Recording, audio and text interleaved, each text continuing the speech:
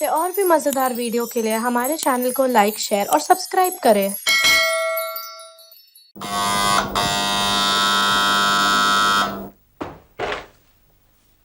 क्या बात है यार, घोड़े पर चढ़कर आते हो। 1 मिनट में 10 बार घंटी बजा दी तुमने। जल्दी जल्दी लेटर ले लो, रमेश बाबू के लिए है। कौन है रमेश बाबू? रमेश बाबू? यहाँ कोई रमेश बाबू नहीं है। क्या बात है भाई, क्यों तुम लोग शोर मचा रहे हो यहाँ पे? हाँ देखिए ना साहब, किसी और की चिट्ठी हमको दे रहा है। आप ही देख लीजिए क्या एड्रेस है। देखो सर, एड्रेस भी यहीं का है, 10 सेड्रिक रोड, मिराजकर कॉटेज, है ना साहब? क्या बात करते हो मुन्ना, चिट्ठी तो यहीं की है। माफ करना। हाँ भाई मुन्ना, दरवाजा बंद कर दो।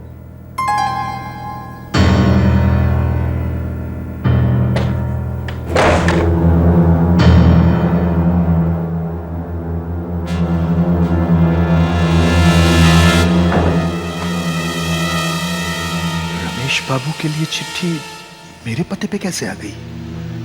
उसके बारे में किसे पता चल गया? खोल के देखूं तो सही, आखिर है क्या इसमें?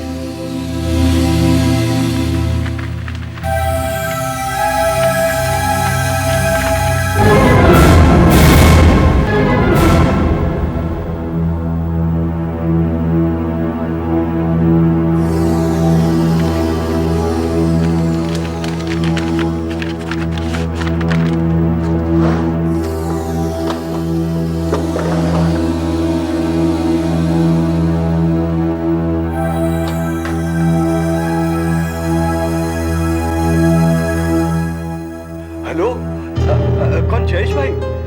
मैं बोल रहा हूँ, विकास। हाँ हाँ जी, हाँ, सब ठीक है। हाँ, मैंने आपको वो 50 लाख की डील के बारे में बोला था ना, वो पार्टी आज आ रही है। हाँ, मुझे वो हीरे चाहिए 50 लाख के। नहीं, इस वक्त तो सिर्फ 1 हफ्ते के क्रेडिट पे। हाँ जी, तब तक में आपकी पेमेंट हो जाएगी। मैं अपने कमीशन के पैसे काट के आपकी पेमेंट चुका दूंगा मैं। जी हाँ, ठीक है, जल्दी से मैं। हाँ, रखता हूं।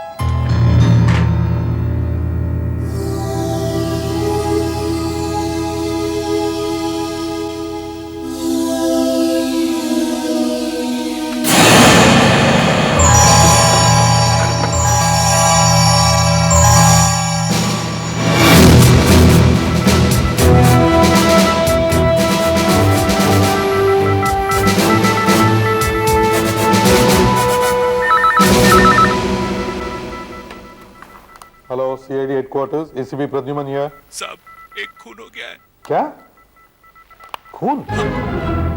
किसका? वो साहब।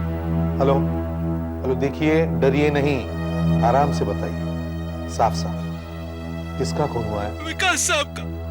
मिस्टर विकास? हीरो के व्यापारी थे। हाँ, हीरो के व्यापारी? जी हाँ। अच्छा, खून कहाँ हुआ है? एड्रेस लिखे साहब। हाँ, address. 10 Cedric road. Cedric road. Cedric? हाँ साहब, Cedric, Mirajkar cottage. Mirajkar cottage.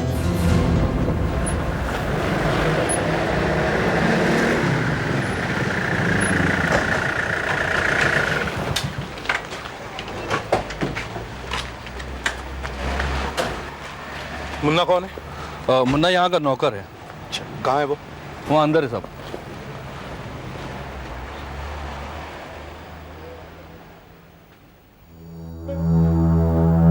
मैंने ही फोन किया था साहब आपको। अच्छा, लाश कहाँ है? स्टडी अंदर है। किसी चीज को हाथ तो नहीं लगाया? जी नहीं, किसी को नहीं। घर में और कौन कौन रहते हैं? वो विकास साहब थे, मैं हूँ, माली है, 2 चौकीदार। तुमसे बात है। यस। सुधाकर,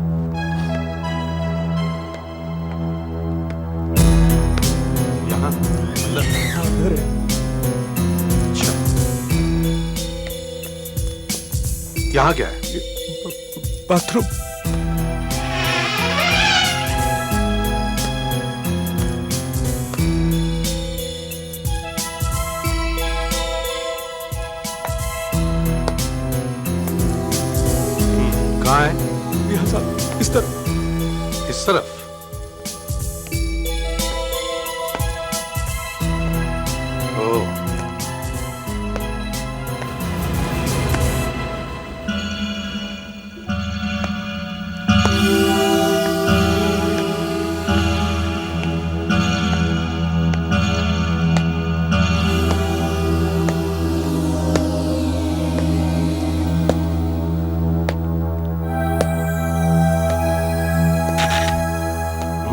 मुन्ना, बताओ यहाँ क्या हुआ?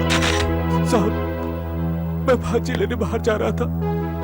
रास्ते में मुझे ध्यान आया कि पैसे ले जाना भूल गया। मैं वापस लौटा और जैसे ही पैसे उठाया, 8 बज गए। भाजी लानी है। ये कैसे आवाज है? मैं दरवाजा खोलकर अंदर गया, देखा विकास साहब जमीन पर पड़े हुए थे।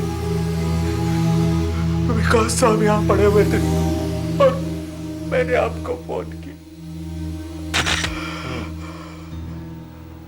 मुन्ना, तुमने जो गोली चलने की आवाज सुनी, वो कितने बजे सुनी? 8 बजे। 8 बजे। हाँ, 8 बजे मैंने घड़ी देखी। अच्छा, फिर? उसके बाद बस 1 मिनट में यहाँ पहुंच गई। 1 मिनट में तुम यहां पहुंच गए?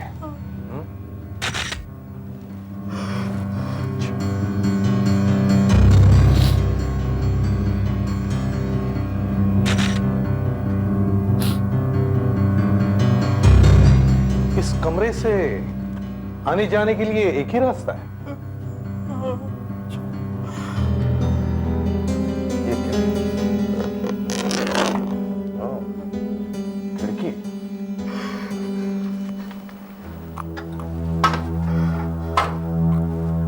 बंद है? ये अक्सर बंद रहती है सर। तो तुमने किसी को इस कमरे से जाते हुए देखा? दरवाजा तो मैंने ही खोला था साहब। अगर कोई बाहर जाता तो मैं आपको बताता ना। तुम लोग यहीं थे? जी। तुम में से किसी को भी गोली की आवाज सुनाई नहीं दी? सुनाई दी थी साहब, बहुत जोर की आवाज सुनाई दी थी। फिर मैंने भी राजेश और आर्या की तरफ सोचा कि किसी ने पटाखा फोड़ा होगा, यहाँ पर किसी गाड़ी की आवाज होगी। हाँ साहब, मुझे भी ऐसे लगा किसी गाड़ी का बैकफायर हुआ हो। हाँ साहब, पड़ोस के दस्तूर साहब की पुरानी गाड़ी दिन में एक आध बार तो पटाखे छोड़ती है। अच्छा, कितने बजे थे उस वक्त? 8 बजे होंगे साहब। हाँ साहब, 8 ही बजे होंगे।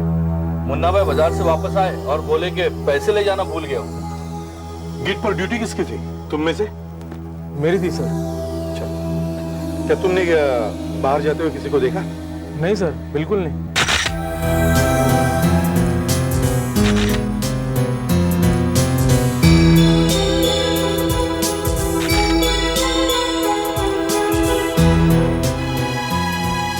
उंगलियां एकदम जकड़ी हुई है, रिवॉल्वर फंसा हुआ है। लेकिन सर, राइगर मोर्टिस की जकड़न तो मौत के 5-6 घंटे बाद शुरू होती है। मगर ये राइगर मोर्टिस नहीं है, ये कैडावेरिक स्पैज्म की वजह से है। इसके बारे में मैं तुम्हें बाद में बताऊंगा।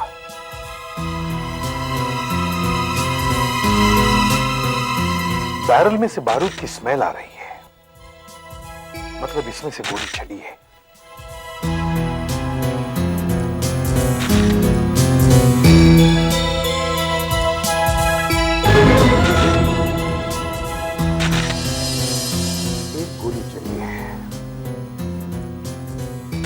रिवॉल्वर में से एक गोली चली है, गोली यहां लगी है, हाथ में रिवॉल्वर। क्या हो सकती है सर? लगता तो वैसे ही, मगर फिर भी कुछ गड़बड़ है। जब भी कोई आत्महत्या करता है तो रिवॉल्वर अपने सिर के पास रखता है, और गोली चलने में बैरल में से निकली हुई गर्मी की वजह से आसपास की खाल भी जलती है। ऐसे तो नहीं हुआ? डॉक्टर रानडे को बुलाओ।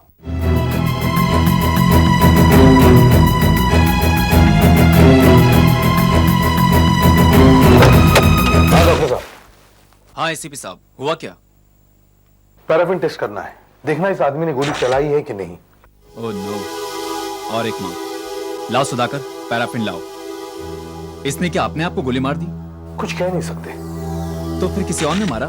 कुछ कह नहीं सकते डॉक्टर साहब, पहले आप देखिए तो सही कि इस आदमी ने गोली चलाई है कि नहीं, तभी तो पता चल जाएगा। अच्छा, आपने फिंगरप्रिंट्स वगैरह सब ले लिया? जी हाँ, सब कुछ हुआ है।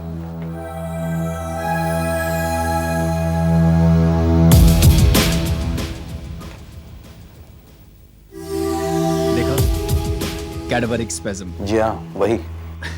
फिर भी थोड़ी सी मदद करिए। केयरफुल, हाँ?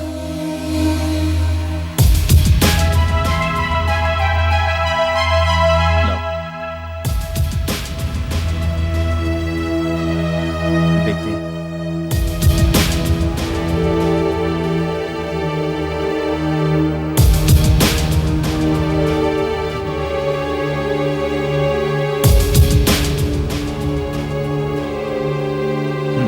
अब कैनरिन लाओ।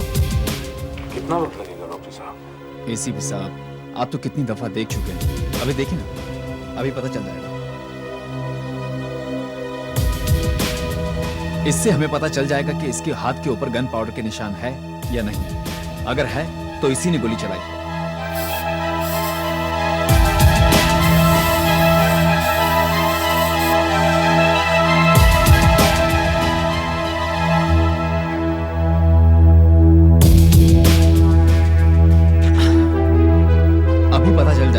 कि अगर गन पाउडर के निशान है तो इस आदमी ने गोली चलाई है।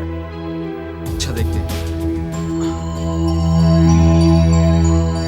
ये देखिए एसीपी साहब, गन पाउडर के निशान है। The test is positive. ये देखिए, यहां पर भी गन पाउडर के निशान है। इसका मतलब ये हुआ कि इस आदमी ने गोली चलाई है। विकास ने अपने आप को गोली मार दी? तू फोन पर क्या बकवास कर रहा है? कैसे हो सकता है ये? क्या हुआ विकास को? क्या हुआ विकास को? बोलता क्यों नहीं मुन्ना? मुन्ना, ये क्या बोल रहा है? विकास की मौत हो गई? जी हाँ, ये सही कह रहा है। मतलब मेरे हीरे, मेरे 50 लाख के हीरे मैं सुबह ही लाया। 50 लाख के हीरे मैं खुद लाया था। आप? मैं जयस। मैं इसे भी प्रद्युमन। वैसे भी साहब, जो हीरे आज मैं सुबह लाया था विकास ने मुझसे उधार में लिए थे। 1 हफ्ते बाद वो मुझे पैसे देने वाला था। सर देखिए, हीरे उसके पास है कि नहीं? उसने तिजोरी में रखे होंगे सर, प्लीज देखिए सर। देखते मुन्ना, तिजोरी की चाबी कहाँ?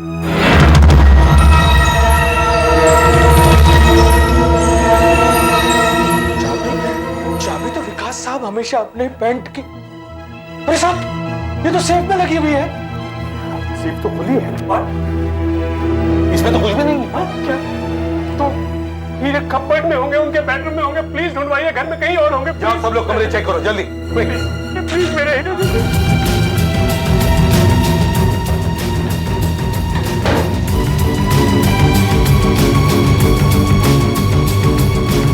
विकास भाई, तुमने तो कहा था 1 हफ्ते में 50 लाख रुपए दे दूंगा। अब खुद भेजो, बताओ मेरे हीरे कहाँ हैं? अरे सर, हीरे कहीं नहीं मिले। मैंने आपको कहा था ना, हीरे मिलना मुश्किल है। कोई यहां आया, उसने हीरे चुराए, विकास को मारा और यह दिखाने की कोशिश की कि विकास ने आत्महत्या की है। लाश को यहां से उठवाओ और रूम को सील कर दो।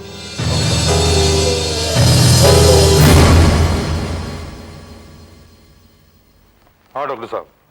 हाँ एसीपी साहब, आइए। हमने इसके सर का एक्सरे निकाल लिया है। ये देखिए, ये देखिए, ये रही गोली। इसको देखकर ही मैं गोली निकालने की कोशिश कर रहा हूं। आइए। हमें सिर्फ ये देखना है कि ये गोली उस रिवॉल्वर से निकली जो विकास के हाथ में मिला था, या फिर किसी और रिवॉल्वर से। हाँ हाँ, वो देखते हैं, पर मैं पहले गोली निकाल तो लूं। ये रही वो गोली। अब इसे साफ करके माइक्रोस्कोप में रखेंगे और विकास के रिवॉल्वर में से एक और गोली फायर करके देखेंगे।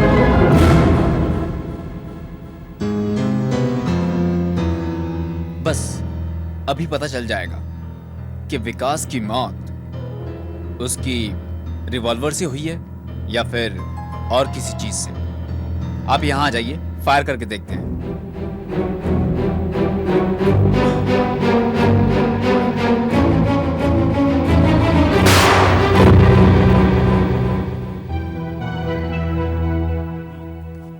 अब देखते हैं।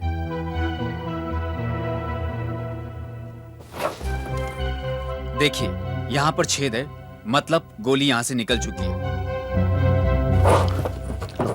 यहां भी छेद है, मतलब गोली यहीं कहीं होनी चाहिए।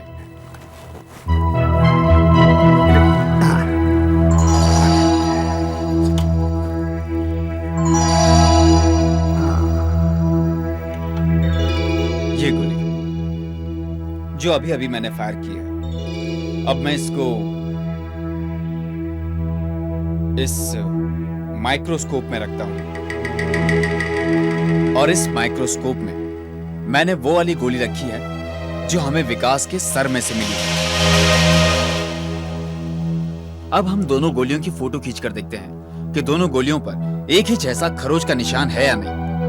आप फोटो खींचिए।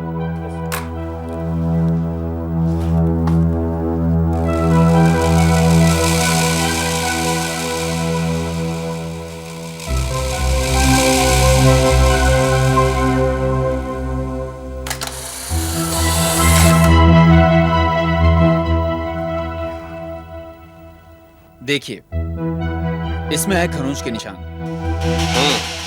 वही निशान जो फायर करने पर रिवॉल्वर की बैरल से गोली पर लगते हैं। हाँ, वही। एक बंदूक में से आप जितनी बार भी फायर करेंगे, गोलियों पर एक जैसा ही निशान लगेगा। जानता हूं। अब विकास के सिर में से जो गोली निकली है, उसकी फोटो लेकर देखते हैं कि उस पर खरोंच के निशान कैसे हैं।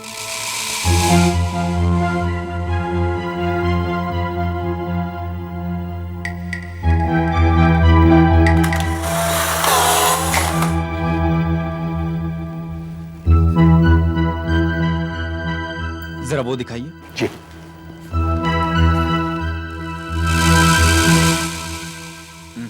एसीपी साहब, ये बिल्कुल मैच नहीं करते। मैच नहीं करते?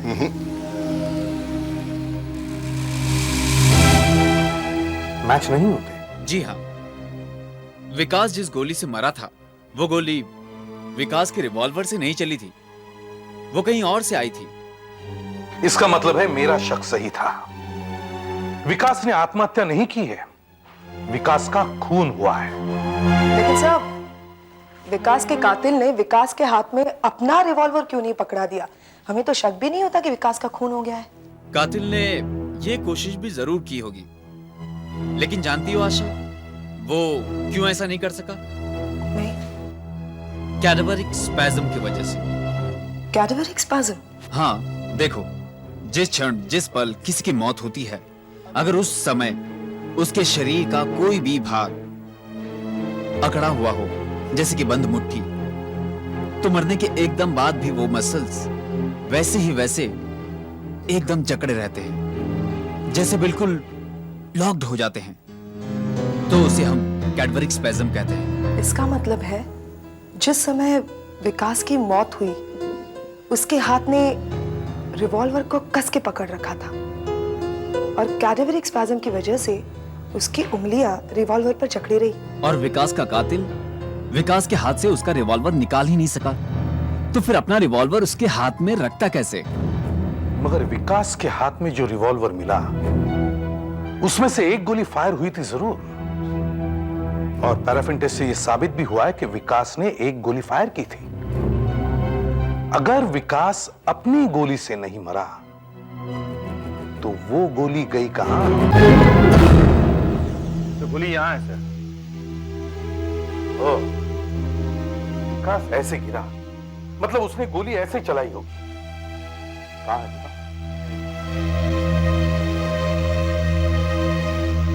इससे एक बात साफ हो गई कि इस कमरे में दो गोलियां चली, मगर ये लोग कह रहे हैं कि इन्होंने एक ही गोली की आवाज सुनी। क्या एक ही गोली की आवाज सुनी? क्यों वाली, ये सही कह रहा है? जी हाँ साहब, हमने भी एक ही गोली की आवाज सुनी थी। हाँ सर। सर हो सकता है कातिल ने रिवॉल्वर पर साइलेंसर लगा रखा हो। हाँ, रिवॉल्वर ही हो सकता है, क्योंकि गोली का शेल भी तो नहीं मिला। मुन्ना, तुम 1 मिनट में यहां पहुंच गए थे। तुमने यहां से किसी को जाते हुए नहीं देखा? नहीं देखा साहब। एक आदमी ने यहां विकास को मारा, वो 1 मिनट में कहां गायब हो सकता है? मुझे नहीं पता साहब। कहां गायब हो सकता है? मुझे नहीं। तुम झूठ बोल रहे हो मुन्ना? मैं सीआईडी हेडक्वार्टर जाना हूं।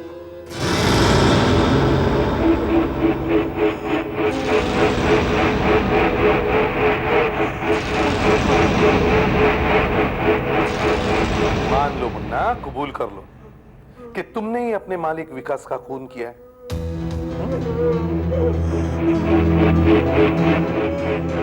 नहीं साहब, मैंने कुछ नहीं किया साहब, मैंने कुछ नहीं किया।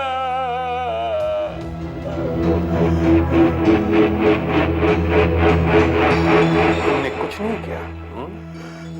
तुम्हें पता था कि उस दिन जयेश 50 लाख के हीरे लाया था और तुम्हें तिजोरी की चाबी का भी पता था।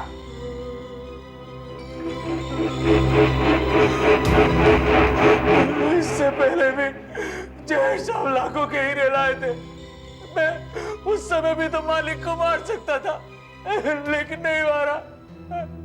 मैंने तो सिर्फ एक गोली की आवाज सुनी और 1 मिनट में ऊपर पहुंच गया और आपको फोन किया साहब।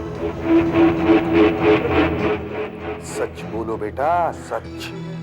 सच बोलने से दिल हल्का होता है। अगर तुमने नहीं मारा तो कातिल 1 मिनट में कैसे गायब हो गया? मुझे नहीं पता साहब कैसे गायब हो गया। मैंने कुछ नहीं किया साहब, मैं सच कह रहा हूँ। दया, फॉरेंसिक लैब में फोन करो और उनसे कहो कि इसी समय एक पॉलीग्राफ टेस्ट का बंदोबस्त करें। पॉलीग्राफ? हाँ, पॉलीग्राफ टेस्ट। इससे हमें फौरन पता चल जाएगा कि तुम सच बोल रहे हो या झूठ। Relax Munna, relax. जल्दी ही इस इंजेक्शन का असर हो जाएगा। अब तुम टेस्ट देने के लिए बिल्कुल तैयार हो। कैसा महसूस हो रहा है? अबे ठीक लग रहा है, लेकिन डर बहुत लग रहा है। डरते क्यों मुन्ना? तुम तो सच बोल रहे हो ना? हाँ, सच।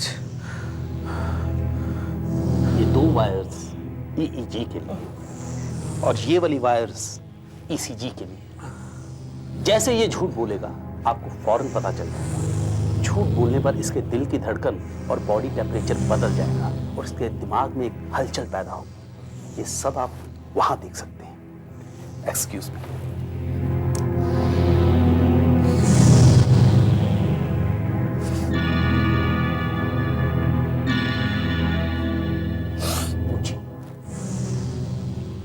मुन्ना, कल रात तुम बाजार कितने बजे गए थे?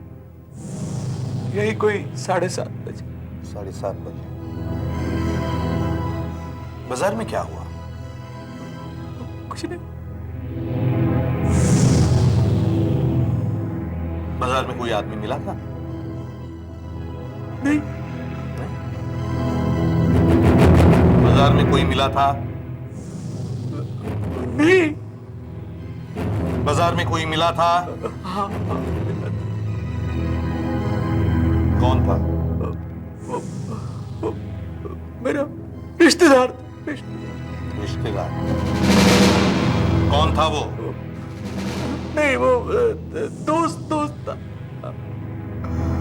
दोस्त था तो झूठ क्यों बोला? वो क्या है कि वो अच्छा आदमी नहीं है। अच्छा आदमी नहीं मतलब? वो एक बार चोरी की थी उसने, तो मैंने सोचा कि नाम बताऊंगा तो बात पड़ेगी, इसलिए बस। और मैं सीधा घर आ गया। क्यों? पैसे भूल गया था ले जाना। अकेले आए थे या कोई साथ में था? अकेला ही था। कोई साथ में था? नहीं, कोई नहीं। कोई साथ में था? हाँ। कौन था? वही दोस्त। फिर? वो तो दरवाजे से ही वापस चला गया था। तुम घर में अकेले घुसे? हाँ। फिर क्या हुआ? मैंने अचानक गोली चलने की आवाज सुनी। और कौन था वहां? कोई नहीं था। मैं अकेला ही था। फिर क्या हुआ? मैं साहब के कमरे तक गया, दरवाजा खटखटाया, किसी ने नहीं खोला तो धकेल के अंदर गया। क्या देखा तुमने? साहब जमीन पर पड़े हुए थे। क्या वो मर चुके थे? हाँ। क्या वो मर चुके थे? हाँ। सच बोलो। साहब ने मेरे सामने ही दम तोड़ा था। क्या उन्होंने कुछ कहने की कोशिश की? वो तो मर चुके थे। उस वक्त कमरे में और कोई था? कोई नहीं था। कोई नहीं था? कोई नहीं था। साहब का खून तुमने किया? क्या तुमने अपने साहब का खून किया? क्या तुमने खून किया अपने साहब का? वो आदमी कहां गया होगा? यहां से तो मुन्ना आया था, तो फिर वो कहां छुप सकता है? यहां, ये अलमारी।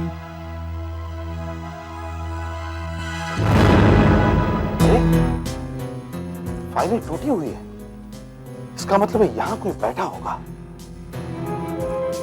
सुधाकर सर, बैठ सकते हो क्या? जरा देखो। ट्राई करता हूं।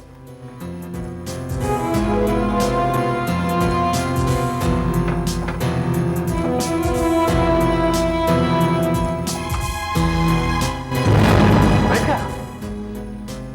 इसका मतलब है जैसे ही मुन्ना ने दरवाजा खटखटाया, कातिल चुपके यहां बैठ गया। बच गए मुन्ना। जब तुम यहां थे तब कातिल यहां बैठा था रिवॉल्वर लेकर। तुमने फोन कहां से किया? मैंने जैसे ही साहब की लाश देखी फौरन दौड़कर बाहर गया, वहीं से फोन किया था।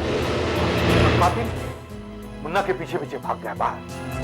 अब पता चला कहां छुप के बैठा था और क्या क्या हुआ होगा इस कमरे में। क्या क्या हुआ होगा?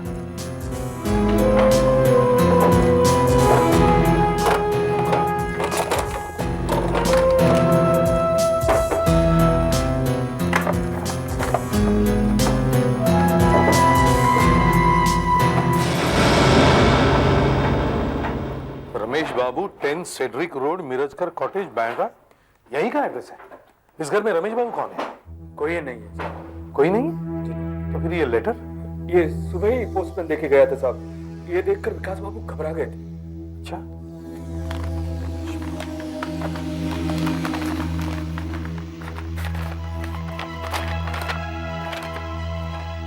कुछ भी नहीं लिखा। रमेश बाबू का लेटर इस पते पे क्यों? रमेश बाबू नाम सुना हुआ लगता है। रमेश बाबू। दया, पुलिस के रिकॉर्ड्स में चेक करो। रमेश बाबू। सर ये देखिए, मिल गया सर। रमेश बाबू और तुषार, अरे ये नाम तो यहीं सुना है। रमेश बाबू तुषार नाम के एक चोर के साथ मिलकर मद्रास के एक ज्वेलरी स्टोर में 50 लाख रुपयों के हीरे और जवाहिरात की चोरी की, आज से 6 साल पहले। प्रिंट आउट निकालो। Yes sir.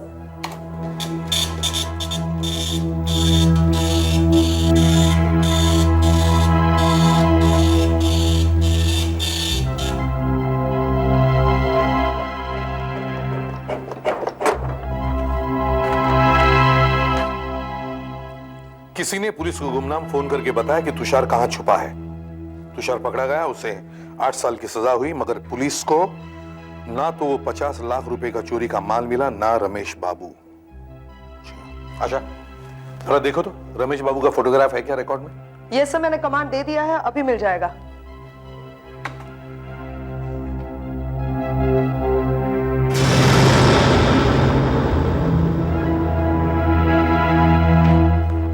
अरे क्या सर, ये देखिए।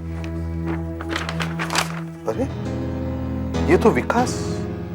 इसका मतलब है विकास और रमेश बाबू एक ही आदमी है। इस केस को एक बार फिर से देखते हैं। रमेश बाबू ने तुषार के साथ मिलकर कृष्णा ज्वेलरी स्टोर लूटा और फिर अपने साथी तुषार को पकड़वा दिया और फिर मुंबई में विकास के नाम से रहने लगा। नंबर 2, अचानक किसी को पता चल गया कि विकास ही रमेश बाबू है। उस आदमी या औरत ने विकास को रमेश बाबू के नाम से चिट्ठी भेजी, यह बताने के लिए कि वो पहचाना जा चुका है। और फिर किसी ने उसका कत्ल कर दिया और 50 लाख के हीरे चुरा लिए। इसका मतलब है कि सर शायद विकास के खून के पीछे तुषार का ही हाथ है। दया सर, पता लगाओ इस वक्त तुषार कहां है। तुषार यही है, हमारी जेल में 6 सालों से यही है। अभी लाते होंगे उसे, शायद आ ही रहा है।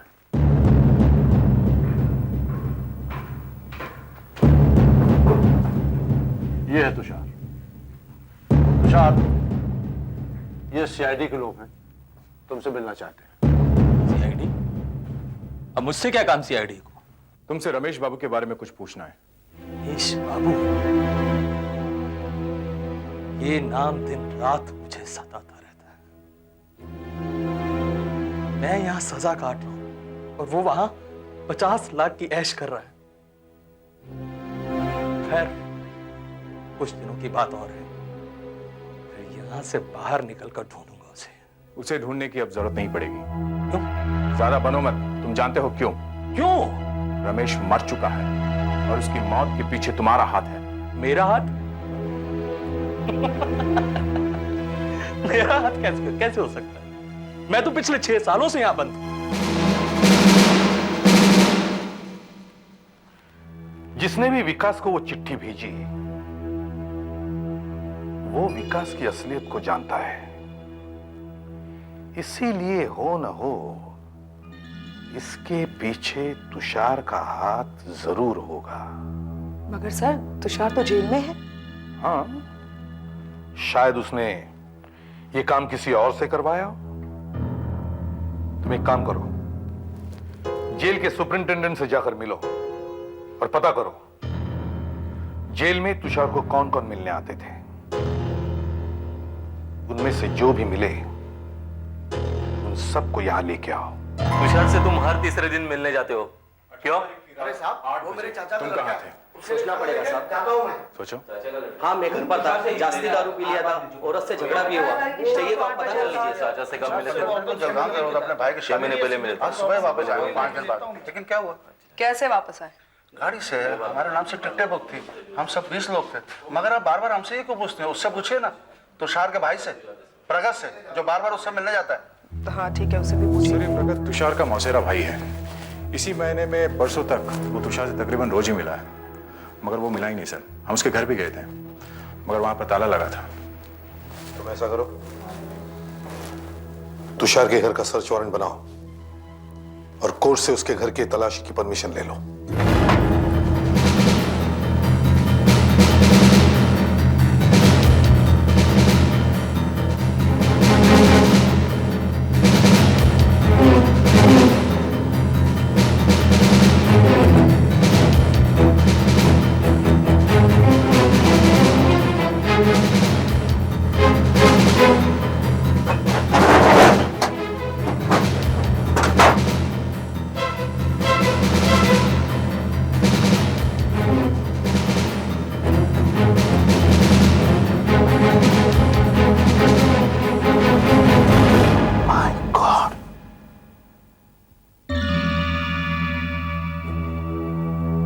अब मैं समझ गया कौन है वो।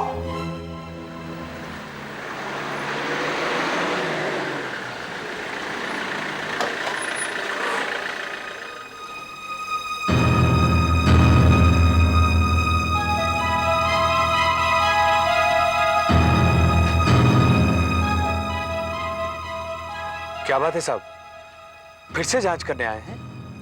नहीं मुन्ना, हमारा काम हो गया। हमें पता चल गया किसने विकास का खून करके उसके हीरे चुराए।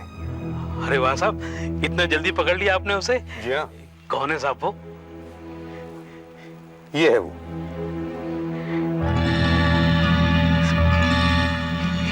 ये तुम ही हो ना तुषार के साथ? प्रगत?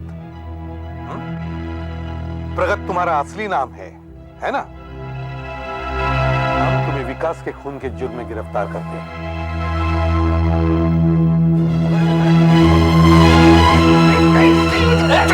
बोलो, क्यों मारा तुमने उसे? क्यों नहीं मारता मैं उसे? क्यों नहीं मारता साहब मैं उसे? उसने मेरे भाई तुषार को धोखा दिया है। खुद तो 50 लाख का माल लेकर चंपत हो गया वो, और मेरे भाई को यहाँ जेल में सड़ने के लिए छोड़ गया।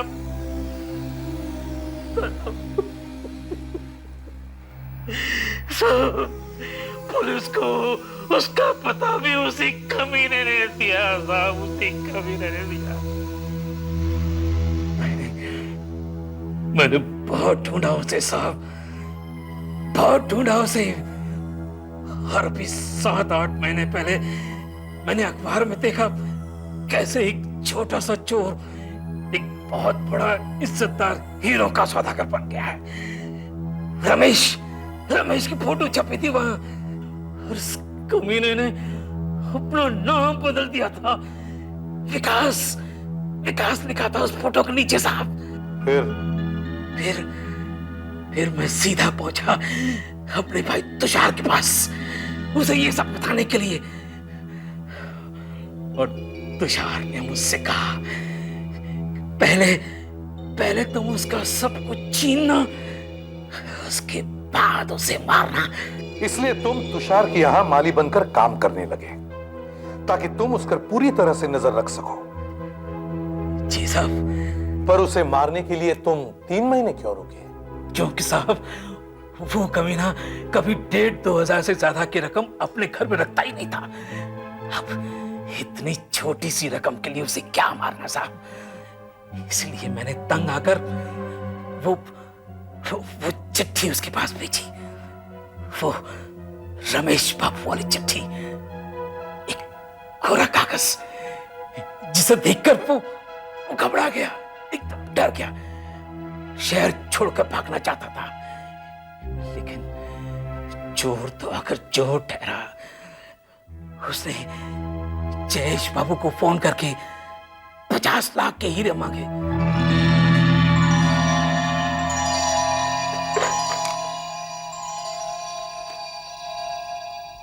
Hello, distant travels. हाँ जरा रमणीक भाई को देना, मुझे एक इंटरनेशनल टिकट चाहिए। मैं इस यहाँ, ये क्या बदतमीजी है? बिना वजह मेरी स्टडी में आने का कोई मतलब? मालिक फोन काट। अगर तू बोला तो फिर ये बोलेगी। क्या चाहिए तुझे केशव?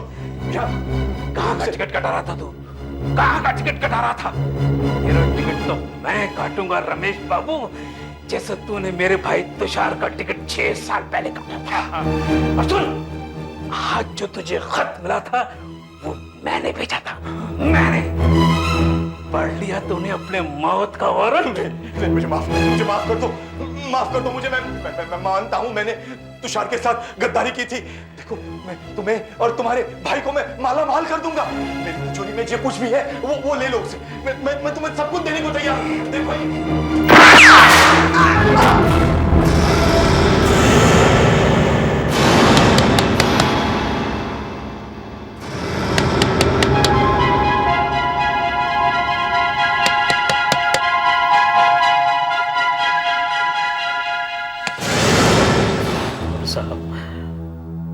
उसके बाद से मैं यहाँ चुपचाप माली का काम करता रहा।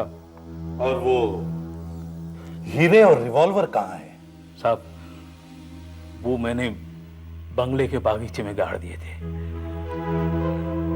ये सोचकर कि पुलिस इसे आत्महत्या समझेगी और ये केस बंद हो जाएगा। और कुछ दिन बाद मैं भी ये शहर छोड़कर चला जाऊंगा। बहुत दुखी था तुम्हारा दिल अपने भाई तुषार के लिए। अब सारी उम्र गुजारना उसके साथ जेल में।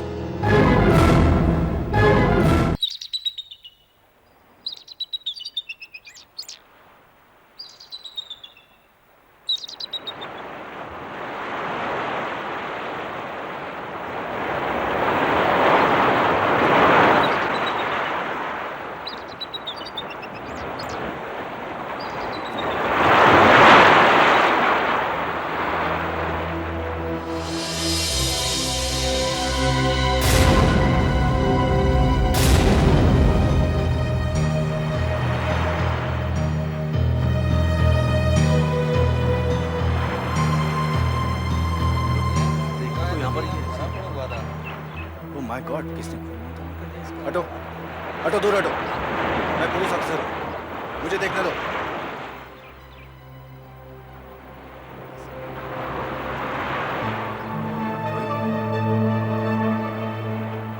मर चुका है। आप में से सबसे पहले इसे किसने देखा? साहब जब हम यहाँ पर आए तो ये मरा हुआ पड़ा था साहब। अच्छा,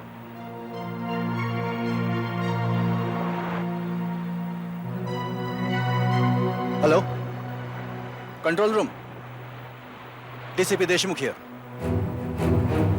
यहाँ पालोमा बीच पर एक लाश पड़ी हुई है। सीआईडी ऑफिसर्स और फॉरेंसिक टीम को यहाँ भेज दो फौरन। एसीपी प्रद्युमन कहाँ है? वो जोधपुर गए हैं मर्डर इन्वेस्टिगेशन के लिए। ठीक है, ये केस मैं सुपरवाइज करता हूँ। Okay sir. इसका चार्ज मैं लेता हूँ। कहिए डॉक्टर सालुंके।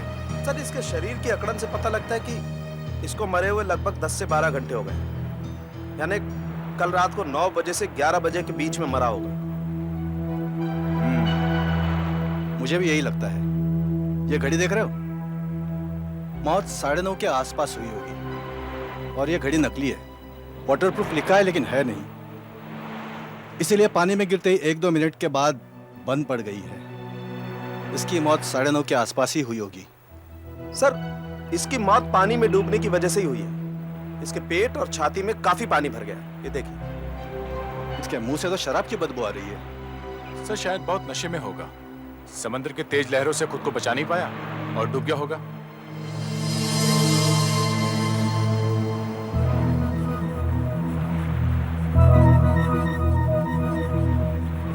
पीएम रघु, 15 मेहर कॉटेज। मेहर कॉटेज? सर, वो तो पास में ही है। और ये क्या? ये तो कोई हॉस्पिटल का कार्ड है। इस कार्ड का मालिक मिस्टर पीएम रघु एक डायबिटीज का मरीज है। अगर कोई इसे बेहोशी की हालत में पाए तो डॉक्टर सबनिस को फोन नंबर 82175666 पर कांटेक्ट करें। सर, जिन लोगों को कोई सीरियस बीमारी होती है उनके पास ऐसे कार्ड अक्सर पाए जाते हैं। लेकिन अगर ये डायबिटीज का मरीज था तो इसने शराब क्यों पी थी? शराब तो डायबिटीज में जहर का काम करती है। Right sir. शायद इसीलिए डूब गया और मर गया। कुछ गड़बड़ है जरूर। का अंदाजा बिल्कुल ठीक था डीसीपी साहब। रेट ऑफ कूलिंग से पता चलता है कि इस आदमी की मौत 9:30 बजे के आसपास ही हुई है। और कुछ? समुद्र के किनारे जब आपने इसका मुंह सूंघा था तो उसमें से शराब की बदबू आ रही थी। हाँ, फिर आप कहेंगे कि सालू के हमेशा कोई ना कोई नया चक्कर चलाता ही रहता है। कुछ है? जी हाँ, मुंह में शराब की बदबू थी, लेकिन पेट में और खून में शराब है ही नहीं। मतलब मरने के बाद इसके मुंह में शराब डाली गई? जी हाँ। हमें लगता है कि ये आदमी समुद्र में डूबकर मरा है। जी हाँ। मगर इसके फेफड़ों में से, लंग्स में से जो पानी मिला है वो पानी समुद्र का है ही नहीं। वो पानी खारा है ही नहीं, मीठा है। शायद ये किसी तालाब में डूब के मरा हो। जी हाँ, तालाब में या किसी स्विमिंग पूल में। Swimming pool? स्विमिंग पूल क्यों? वो इसलिए सर के इसके फेफड़ों में जो पानी मिला है उसमें थोड़ी क्लोरीन भी है, और क्लोरीन तो टैंक वगैरह के पानी को साफ करने के लिए ही मिलाई जाती है। इसका मतलब किसी ने इसे स्विमिंग पूल में मार डाला, फिर बॉडी को उठाकर बीच पर फेंक दिया, फिर इसके मुंह में शराब डाल दी ताकि देखने वालों को लगे कि शराब के नशे में ये अपने आप को संभाल नहीं सका और डूबकर मर गया। पर खून का मकसद चोरी तो नहीं है, क्योंकि पैसे, घड़ी, चेन, अंगूठी सब कुछ वैसा का वैसा ही है। अगर इसे किसी ने स्विमिंग पूल में मारा है तो कौन से वाले में? पालोमा बीच पर तो दर्जनों बंगले हैं और तकरीबन सभी में स्विमिंग पूल है। तो कौन सा स्विमिंग पूल होगा वो? कौन सा? ये उनके एक और पड़ोसी हैं, रामदास जी। ये भी उनसे बीच पर मिले थे। मानस, आप जरा वहां बैठेंगे? जी। मिस्टर रामदास, डीसीपी देशमुख, आप बीच पर क्या कर रहे थे? जी मैं अपने कुत्ते को वहां लेकर घूमने गया था जी, और वहां रघु जी भी आ गए हर रोज की तरह। हमने 5-7 मिनट बात की और उसके बाद वो वापस लौट गए। लौट गए? उस वक्त क्या बजा होगा? उस वक्त शायद साहब 9 बजे थे। हाँ 9 बजे थे। मैं पक्का इसलिए कह सकता हूँ साहब कि मैंने उसी वक्त अपनी घड़ी देखी थी, क्योंकि मेरे घर पे कोई डिनर पे आने वाला था। जब रघु जी आपसे मिले क्या उन्होंने शराब पी रखी थी? शराब को तो हाथ तक नहीं लगाते थे। वो तो डायबिटीज के मरीज थे, मर नहीं जाते थे वो अगर शराब पीते थे तो। इसीलिए मेरा अंदाजा है कि जिसने भी इसे मारा है वो इसे अच्छी तरह नहीं जानता था, क्योंकि अगर उसे पता होता कि ये डायबिटिक है और कभी शराब नहीं पीता तो वो इसके मुंह में शराब डालने की गलती कभी नहीं करता। 9 बजे वो घर की तरफ निकलता है और 9:30 बजे मर जाता है। इस आधे घंटे के बीच में कुछ हुआ है। हमें यह देखना है कि बीच से चलने के आधे घंटे बाद वो कहां पहुंचा होगा। हम लोग यहाँ से इधर से आते समय यहीं से शॉर्टकट ले लिया करते थे। 25 समुद्र के किनारे से चले हुए हमें यहाँ 25 मिनट हो गए और 25 मिनट के तुरंत बाद रघु मारा गया था। इसका मतलब है कि उसके साथ जो कुछ भी हुआ वो यहीं कहीं हुआ है, लेकिन यहां तो कोई पुल नजर नहीं आता। चलो देखते हैं।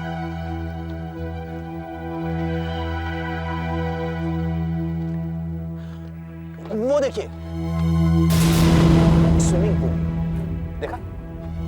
ये स्विमिंग पूल तो शर्मा बंगलो का है। वो लोग तो यहाँ रहते ही नहीं है। अच्छा, लॉक खुल गया। चलो अंदर चल के देखते हैं। चलो।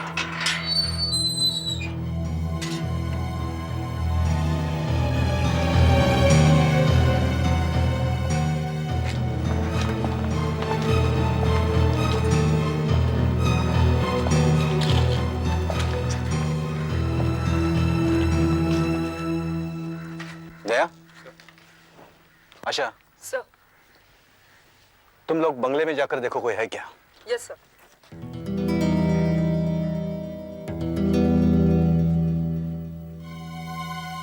सर रघु के फेफड़ों में जो पानी था वो कहीं इस पूल का ही तो नहीं था? कहीं ऐसा तो नहीं कि उसे इस पूल में डुबो करके ही मारा गया हो? मैं इस पूल के पानी का एक सैंपल ले लेता हूँ। फ्रेडरिक्स, एक टेस्ट ट्यूब दो।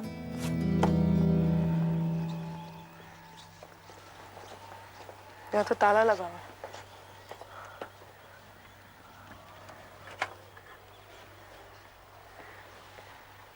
सब दरवाजे बंद है। चलो चलते हैं।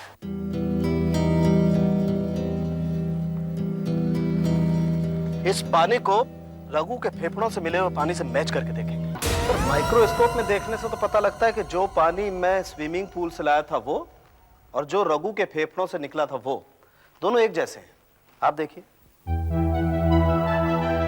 सर, जब पानी काफी देर तक एक जगह जमा रहता है तो उसमें कुछ माइक्रो ऑर्गेनिज्म पैदा हो जाते हैं। इन दोनों सैंपल्स में एक ही तरह के माइक्रो ऑर्गेनिज्म है।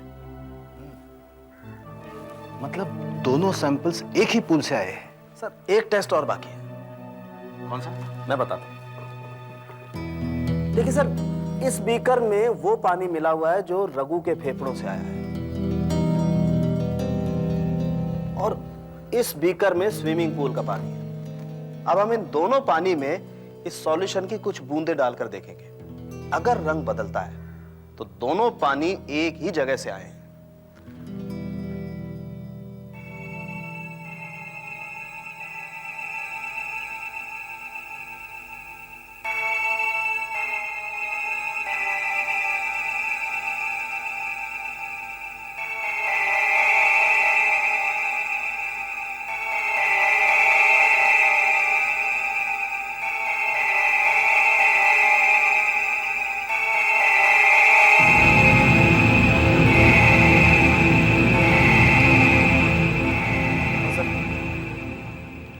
ऐसे रंग बदलेगा।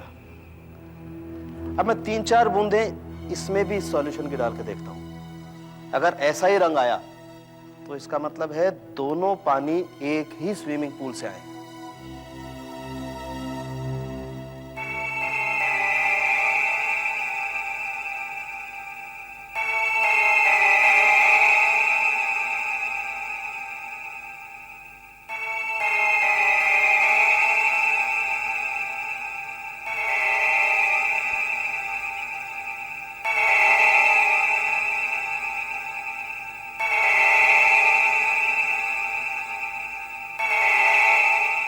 रंग नहीं बदला है। अभी एक और बूंद बाकी है सर।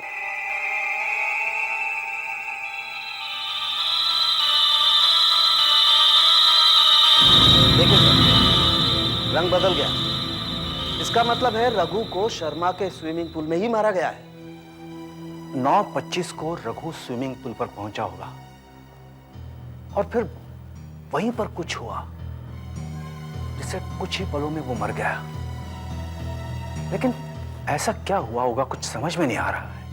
सर, रघु की ऐसे किसी से दुश्मनी भी तो नहीं थी और ऐसा भी नहीं लगता कि उसे किसी ने लूटना चाहा हो सकता है, हो सकता है उसने पूल के पास या फिर उस घर के अंदर कुछ ऐसा देख लिया होगा जो उसे नहीं देखना चाहिए था, इसीलिए वो मारा गया। लेकिन सर, वो घर तो बंद पड़ा है। हमें उस घर के मालिक को मिलना होगा। तुमने पता लिया है मानस से? Yes sir, 21 Clara bungalow Malabar है। मेरा तो कुछ भी खाने का मन नहीं कर रहा है, बिल्कुल भूख नहीं है। माधव, बुखार में अक्सर ऐसा होता है, तुम एक काम करो, थोड़ी दाल ले लो और इसको दाल डालो। और सुनो, डिनर के बाद टेम्परेचर जरूर चेक कर लेना। आपसे कोई मिलने आए हैं। एक्सक्यूज मी, इस वक्त आने के लिए माफी चाहता हूं, बट इट वॉज अर्जेंट। मैं डीसीपी देशमुख और यह है inspector Asha from CID. CID officers? CID हमारे यहाँ? क्या हुआ? Please please relax, it's a normal investigation. आप? जी, मैं अनीश शर्मा और ये मेरे भाई हैं प्रीतम शर्मा, ये इनकी पत्नी है प्रिया, और ये है माधव, मेरा दूसरा भाई, और ये मेरी पत्नी है शालिनी शर्मा। आपका एक बंगला मड आइलैंड पर भी है? जी हाँ, लेकिन क्या हुआ? हम लोग तो काफी समय से वहाँ गए ही नहीं। कल रात आपके स्विमिंग पूल में एक आदमी मारा गया। क्या? हमारे स्विमिंग पूल में आदमी मारा गया? क्या क्या कह रहे हैं सर? अनीश, कितनी बार कहा था तुमसे कि वहाँ पे एक वॉचमैन रख लो, लेकिन तुम हो कि मेरी सुनते ही नहीं। एक मिनट, मुझे ये बताइए, आप लोग आखिरी बार वहां कब गए थे? हम लोग तो बहुत कम जाते हैं वहां पर। जब सबकी छुट्टी होती है तभी जाना होता है वहां। पिछली बार सितंबर में गए थे हम लोग वहां, और फिर उसके बाद हाँ याद आया, माधव ने पार्टी दी थी वहां पर। क्यों माधव? हाँ, पर उसको तो काफी टाइम हो गया है। कल आप में से वहाँ कोई नहीं गया? कल? मुझे तो पता नहीं, मैं तो कल दिल्ली में था, अभी 1 घंटा पहले आया हूँ। माधव तो बीमार है। प्रीतम, तुम वहां गए थे कल? नहीं सर, हम में से वहां कोई नहीं गया।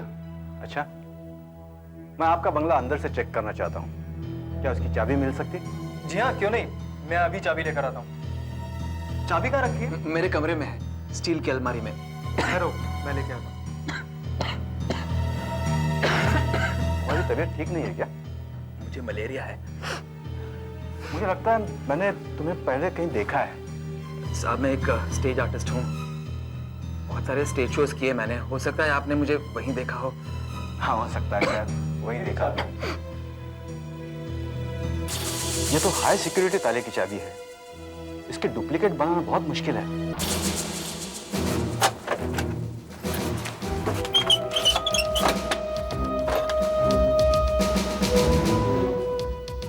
लाइट्स ऑन करो।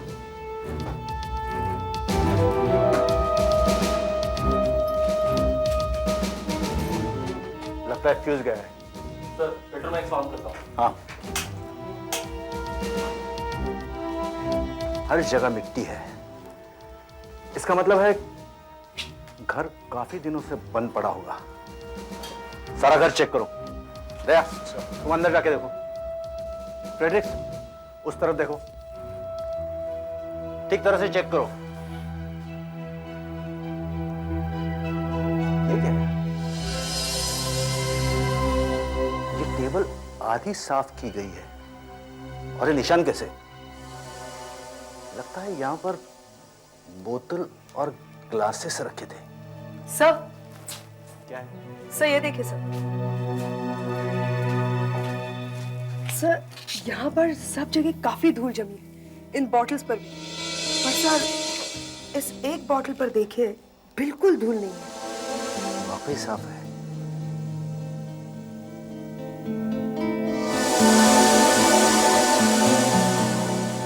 ये देखो, लगभग सभी ग्लासों पर धूल जमी है सिवाय इन 2 ग्लासेस की। ये ग्लासेस और बोतल फिंगरप्रिंट्स के लिए चेक करो। Yes sir. एक साफ बोतल, 2 साफ ग्लासेस। लगता है किन्हीं 2 लोगों ने यहां बैठकर शराब पी है। डॉक्टर सालुंके,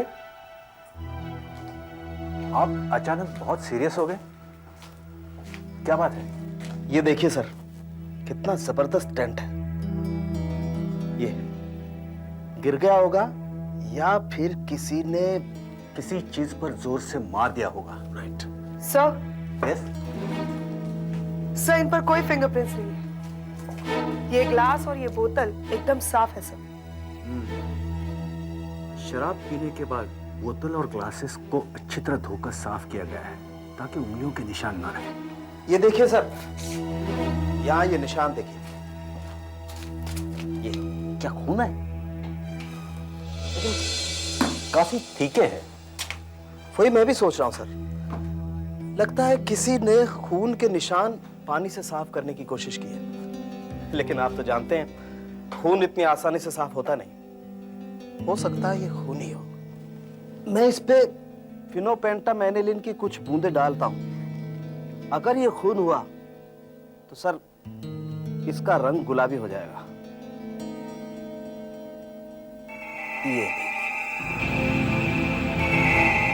ये गुलाबी, ये खून ही है सर। और खून बहाने के लिए इस फूलदान का इस्तेमाल किया है।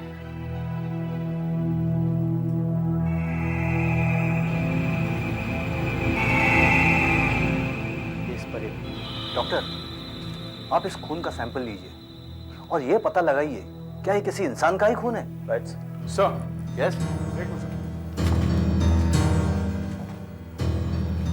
सर। क्या है सर? ये देखिए, ये ड्रेसिंग टेबल में हर जगह धूल है, मगर यहां पर नहीं है। यहां जरा साफ है। और ये निशान देखिए सर, समझ में नहीं आ रहा ये है क्या। इसके सैंपल भी लैब में चेक कराओ। Okay sir. पता चल जाएगा क्या है। 2 आदमी यहां आते हैं, यहां बैठकर एक साथ विस्की पीते हैं, फिर दोनों में से एक दूसरे के सिर पर फूलदान इतनी जोर से मारता है कि वो यहीं पर गिरकर मर जाता है। फिर कातिल खून के निशान मिटाने की कोशिश करता है। सर, हो सकता है उनमें से एक रघु हो। रघु? नहीं, रघु नहीं हो सकता, क्योंकि उसके शरीर पर कोई चोट का निशान था ही नहीं, कहीं से खून नहीं निकला था। हाँ, ये हो सकता है इनमें से किसी एक खिड़की से उसने कातिल को खून करते हुए देख लिया हो।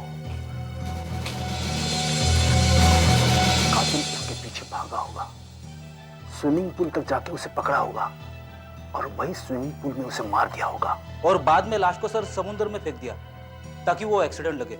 हाँ, अब सवाल ये उठता है कि अगर यहां खून हुआ है तो लाश गई कहां? पूरे घर को अच्छी तरह चेक करो, बाहर गार्डन में जाके देखो, कहीं ना कहीं लाश जरूर होनी चाहिए। रघु बुधवार की रात 9:30 बजे मारा गया था ना।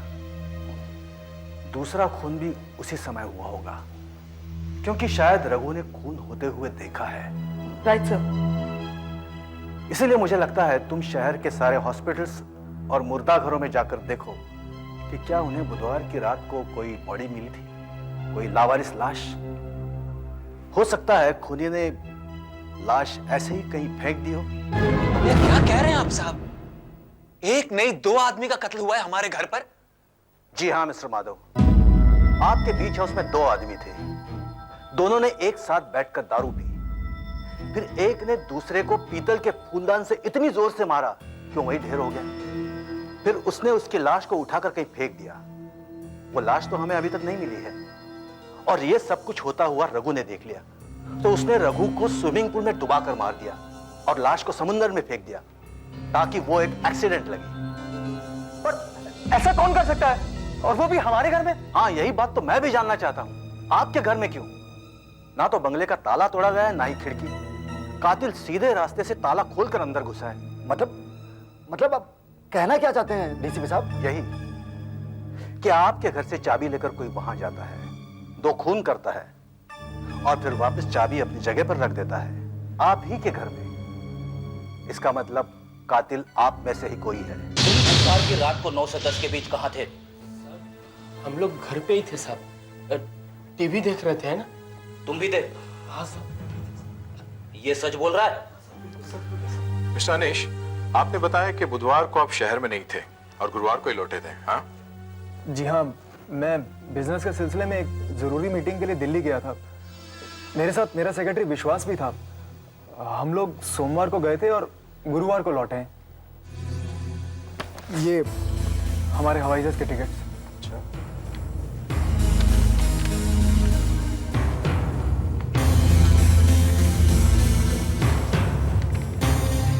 बुधवार की रात 9 से 10 के बीच क्या आप दिल्ली में ही थे? जी हाँ, 5 बजे हमारी मीटिंग खत्म हुई थी। फिर हम वापस होटल में आ गए और फिर हमने अगले दिन का प्रोग्राम तय किया और सारा पेपर वर्क खत्म किया। अच्छा।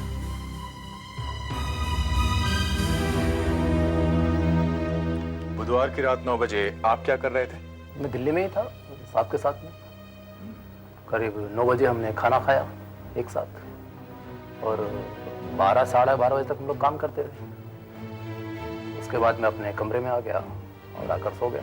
आप बुधवार की रात 8 से 10 बजे के बीच में कहाँ थे? हम लोग कुलाबा में एक फैशन शो देखने गए थे। Fashion show? जी, हमारे साथ हमारी फ्रेंड्स भी थी, नीता और कौशल्या। उस रात हम लोगों को घर लौटने में काफी देर हो गई थी, करीब 1:30 बजा था, है ना? हाँ जी जी। कहाँ रहती है आपके फ्रेंड्स? वो कहाँ रहती है? बैंड्रा। बुधवार रात 9 से 10 के बीच आप कहाँ थे?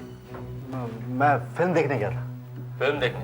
जी। कौन से थिएटर में? रॉक्सी थिएटर पर। रॉक्सी थिएटर में कौन सी फिल्म? पल दो पल। रॉक्सी में पल दो पल? जी। 9 से 12 का शो था, इसलिए घर आते आते 12:30 बज गए थे। आप अकेले गए थे? जी। वो टिकट है आपके पास?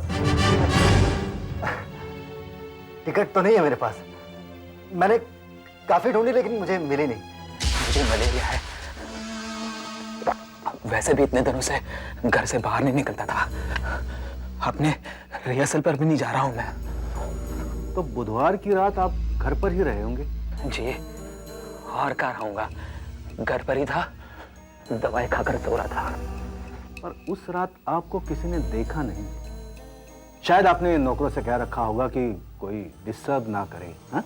जी हाँ साहब, मुझे बड़ी मुश्किल से नींद आती है, इसलिए मैंने उन्हें कहा था कि मुझे डिस्टर्ब ना करे। तो इसका मतलब ये हुआ कि जब बुधवार की रात को आप घर पर ही थे, तब रात 8:30 से 12 बजे तक आपको किसी ने नहीं देखा। सर, मैंने शहर के सारे मुर्दाघर एक एक करके चेक किए। ये 4 लाशें हैं जो बुधवार की रात को मिली हैं। ये लाश हमें कांदीवली के कचरे के ढेर में मिली है। सर पर चोट के निशान हैं। और सर, ये लाश हमें ट्रॉम्बे के पास मिली है। ये चाकू से मारा गया है, अभी तक इसकी शिनाख्त नहीं हुई है। और वो सर, इस लाश की जेब से एक मिल वर्कर का कार्ड मिला है, नाम है किशोर कुमार। लगता है इसने मिल की छत पर से कूद करके आत्महत्या की, क्योंकि इसके शरीर पर बहुत सारी चोट के निशान हैं। अकेला रहता था, अभी तक इसके परिवार वालों से कोई कांटेक्ट नहीं हुआ। और ये लाश ये ट्रेन के नीचे आकर कट के मर गया है। इसकी हालत तो बहुत ही खराब है। यहाँ सर, ये मलाड की पटरियों पर मिला है। इसकी भी अभी तक शिनाख्त नहीं हुई। आप ऐसा कीजिए, इन लाशों का सूखा हुआ खून शर्मा के बंगले में मिले खून से मिलवा के देखिए, हो सकता है कुछ मिल जाए। ठीक है सर, मैं डीएनए टेस्ट के लिए भेज देता हूँ। सर, आपको याद है शर्मा के बंगले में उसकी ड्रेसिंग टेबल पे हमें कुछ मिला था, चिपचिपा सा? हाँ हाँ, क्या हुआ? क्या है वो? सर, काफी मेहनत के बाद मुझे पता चला कि वो स्प्रिट गम है। जिसे एक्टर लोग नकली दाढ़ी मूंछ चिपकाने के लिए इस्तेमाल करते हैं।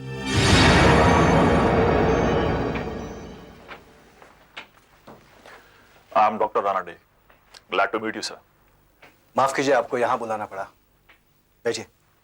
Thank you. डॉक्टर, आपका एक पेशेंट है माधव शर्मा, उसके बारे में बात करनी है। क्या हुआ है उसे? मलेरिया? हाँ, सिम्टम्स तो थे। ये कुछ 10 दिन पहले से शुरू हो गए थे।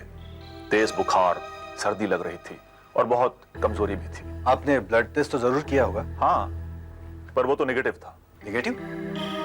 तो फिर आप कैसे कह सकते हैं कि मलेरिया है? सर, कभी कभी मलेरिया का पैरासाइट ब्लड टेस्ट में दिखता नहीं है।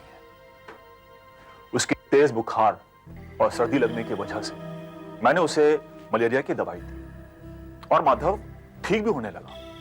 इससे मुझे यकीन हो गया कि उसे मलेरिया ही है। मैंने चारों लाशों के खून का सैंपल डीएनए टेस्ट के लिए भेजा था सर। तो क्या हुआ? वो मलाड में रेल की पटरी पर हमें जो लाश मिली थी, उसके खून का सैंपल शर्मा के बंगले पर जो खून मिला था उससे मैच हो गया सर। वो देखिए।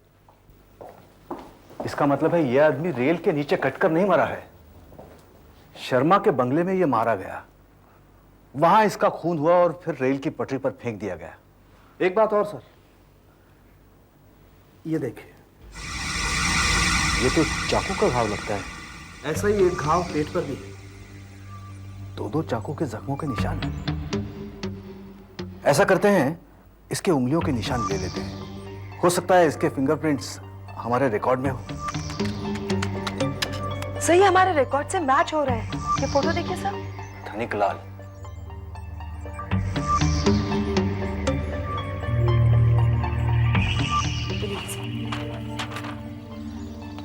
धनिक लाल एक पेशेवर गुंडा, हफ्ता वसूली, ब्लैकमेल, चोरी करना, डाके डालना, अटेम्प्ट मर्डर, यही इसका पेशा है। 2 बार जेल जा चुका है। चाकू रखता है, कोई साथी नहीं। पिछले 1 साल से किसी जुर्म में फंसा नहीं। आखिरी पता 15 सुजन चाल, पारसवाड़ी।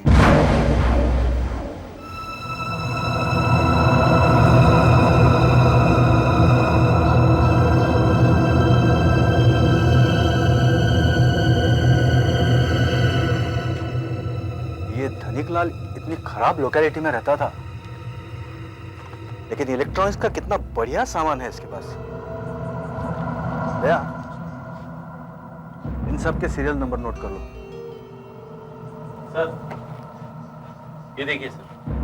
क्या मेरा? निकॉन? इसका भी नंबर नोट कर लो। Okay sir. आदमी काफी शौकीन था। क्या है? पैसे 1000-2000 होंगे सर। गिन लो और नंबर नोट करो। Yes sir.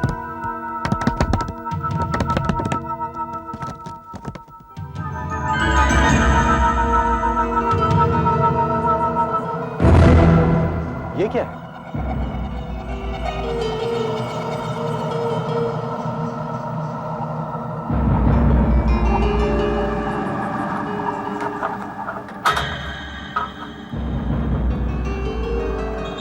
ये तो किसी लॉकर की चाबी है। Madhusudan cooperative bank. सर, ये अजीत शर्मा के मर्डर और डकैती की फाइल है। क्या क्या चोरी हुआ है?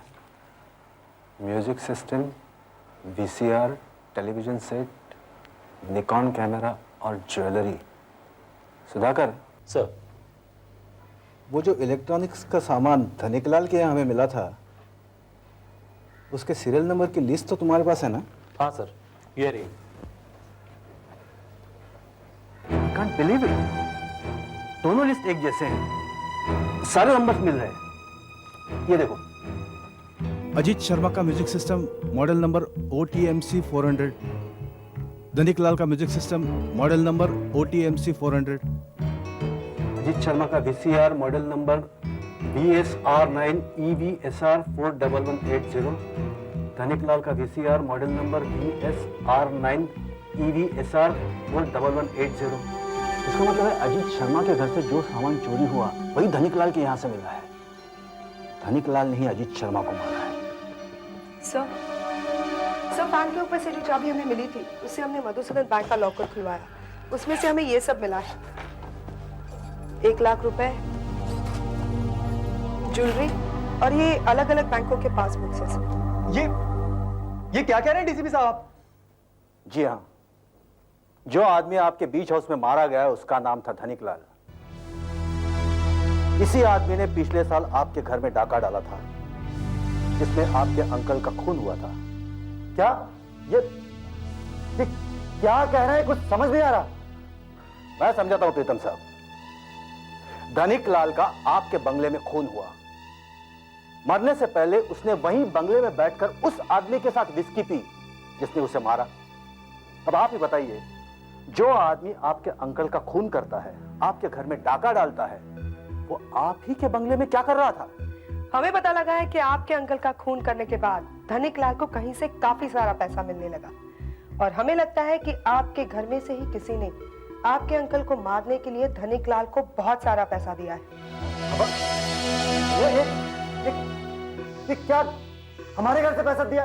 अब जो मर्जी बोल रहे। बात यहीं पर खत्म नहीं हुई। धनिक लाल और पैसे मांगने लगा, ब्लैकमेल करने लगा, तो आपके घर के आदमी ने उसे बंगले पर बुलाकर हमेशा के लिए चुप कर दिया। सर ये देखिए, हमें माधव के कमरे में से ये नकली दाढ़ी मूछे, ये विग और स्पिरिट गम मिले हैं सर। मैंने कोई खून नहीं किया साहब। साहब मैं सच कह रहा हूं, मैंने कोई खून नहीं किया। मैंने कोई खून नहीं किया साहब। दया, अपने डिपार्टमेंट के डॉक्टर से इसके सारे टेस्ट फिर से करवाओ। इसका बुखार, इसकी सर्दी, इन सब पर अच्छी तरह नजर रखो ताकि हमें पता चल सके कि सच्चाई क्या है। Okay sir. और तुम मिस्टर प्रीतम, तुम्हारा कहना है कि तुम फिल्म देखने गए थे, वो भी अकेले, और तुम्हारे पास टिकट भी नहीं है। आशा, जरा वो फाइल देना।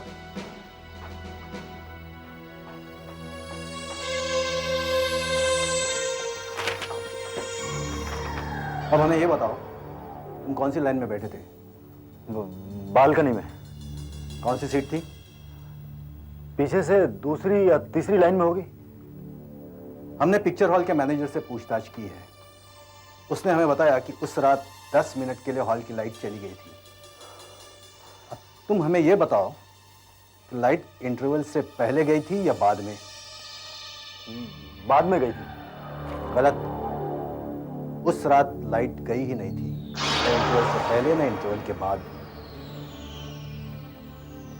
अब हमें सच बताओ मिस्टर प्रीतम, उस रात आप कहां थे? मैं कहां थे आप? सर मैं मानता हूं कि मैंने आपसे झूठ बोला, लेकिन मैं उस रात बीच हाउस भी नहीं गया था। मैं कसम खा के कहता हूं कि मैंने किसी का खून नहीं किया। तो फिर कहां गए थे? मैं गर्लफ्रेंड के पास गया था। है? कौन? मल्लिका। सर ये है पुलिस डॉक्टर की रिपोर्ट। उन्होंने माधव का ब्लड टेस्ट और फुल चेकअप किया। What the hell?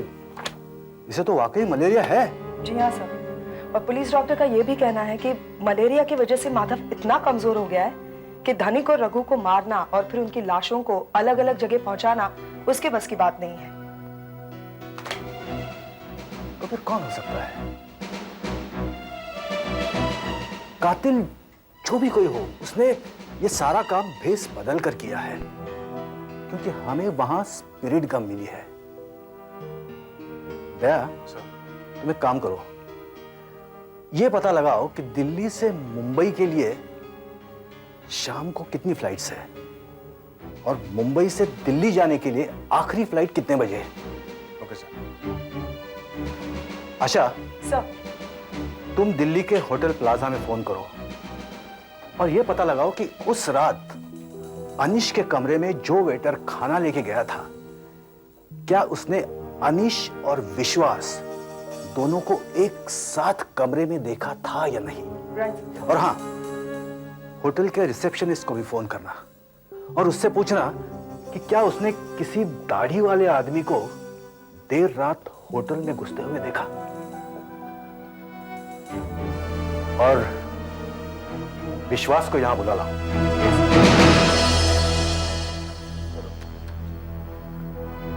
सर, विश्वास को लाया। विश्वास, तुम झूठ बोल रहे थे कि अनिश सारी शाम तुम्हारे साथ था। वो तुम्हारे साथ नहीं था। वो तुम्हें कमरे में अकेला छोड़कर मुंबई की फ्लाइट पकड़कर यहां आ गया था और दिल्ली के प्लाजा होटल के कमरे में रात को खाना भी तुमने मंगवाया था, अनिश ने नहीं। सर, मैंने होटल प्लाजा फोन किया था। इनके कमरे में जो वेटर खाना लेकर गया था उसने मुझे बताया कि उसने कमरे में सिर्फ विश्वास को ही देखा था। अब बोलो विश्वास। सर, दिल्ली से मुंबई के लिए शाम को बहुत सारी फ्लाइट्स हैं। अनीश किसी भी एक फ्लाइट में आ सकता था और मुंबई से दिल्ली के लिए एक फ्लाइट रात को 10:30 बजे है और दूसरी 11:30 बजे है। मैंने उन सब फ्लाइट्स की पैसेंजर लिस्ट ले ली है सर, जिनमें उनके नाम, एड्रेस और टेलीफोन नंबर्स है। इससे उन सबके बारे में पता कर सकते हैं सर। और उस एक पैसेंजर को तो हम ढूंढ निकालेंगे जिसने अपना नाम, पता और टेलीफोन नंबर झूठ लिखवाया है। तब तुम बहुत बुरी तरह फंस जाओगे विश्वास। अब भी मौका है, सच सच बता दो। बताता हूँ सर, सब कुछ सच सच बताता हूँ सर आपको। सर, अनीश साहब ने मुझे गाड़ी, बंगला, प्रमोशन सब कुछ देने का लालच दिया था सर। इसलिए मैं अब तक मेरी नौकरी खतरे में पड़ गई थी सर। हाँ सर, मैंने ही मारा उन दोनों को। दरअसल मुझे मेरे बिजनेस में दिन पर दिन नुकसान होता चला जा रहा था और उसे संभालने के लिए मुझे बहुत सारे पैसे की जरूरत थी। इसलिए तुमने 14 महीने पहले धनिक लाल से अपने अंकल का खून करवाया। तो फिर धनिक लाल ने मुझे ब्लैकमेल करना शुरू कर दिया था। तो तुमने उसे ही मार डाला। तुम दिल्ली भी इसलिए गए कि कोई तुम पर शक न कर सके। बुधवार की रात को तुम दिल्ली से नकली दाढ़ी मूछ लगाकर मुंबई आए। अपने प्लान के मुताबिक बीच हाउस पर पहुंचे और धनिक लाल के आने से पहले दाढ़ी मूछ उतार दी। फिर मैंने उसके साथ बैठ के एक टेबल पर विस्की पी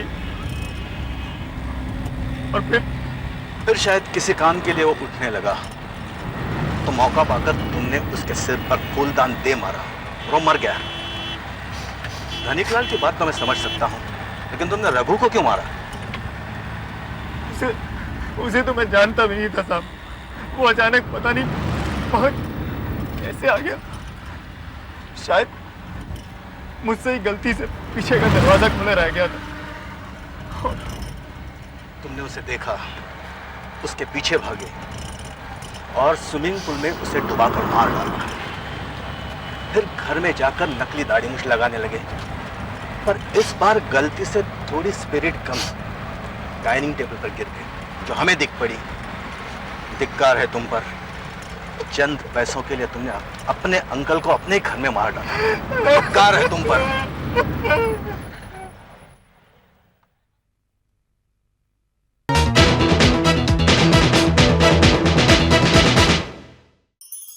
ऐसे और भी मजेदार वीडियो के लिए हमारे चैनल को लाइक, शेयर और सब्सक्राइब करें।